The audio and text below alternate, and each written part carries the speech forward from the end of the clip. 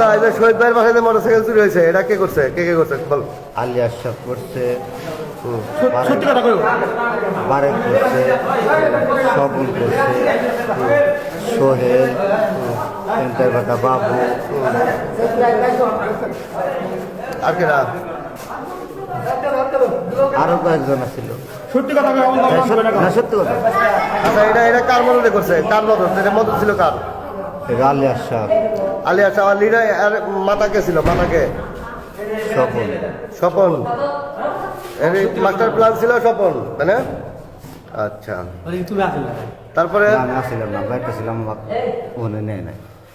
নাই তাই না আচ্ছা এই ঘটনা কয়টার সময় ঘটাইছে রাত্রে রাত্রে 1টার সময় এই ঘটনার মূল নায়ক কেটে পছন্দ হলাম আলী আশরাফ, মাস্টার প্ল্যান ছিল কার স্বপন করলাম। হ্যাঁ, আচ্ছা আর এই যে আজকে গত এই রাত্রে যে ট্রাক চুরি করছো এটা কে গেছিল এটা যে বিদেশিগুলো নাম কি বিদেশি গ্রুপের নাম কি মাসুদ, আলমাস, আচ্ছা মাসুদের বাড়ি কোথায় বয়তারা, আলমাস মোহনপুর, মোহনপুর তারপর কে ছিল আর অনেক নাম জানি না আমি। আলাউদ্দিন আলাউদ্দিন আলমগীর ছিল আলমগীর না, হ্যাঁ না আলমগীর ছিল আবুল না। তাবলা কিলো খুব না, না। আচ্ছা আর তুমি ছিলা আমি ছিলাম। আঙ্গুরে আমরা করছেন কি জন্য মোটরসাইকেল চুপ করে আমাকে কয় যে আমি টাঙ্গাইল গেছি কি জন্য মোটরসাইকেল চুরি আমার করলা খালের বাড়িতে,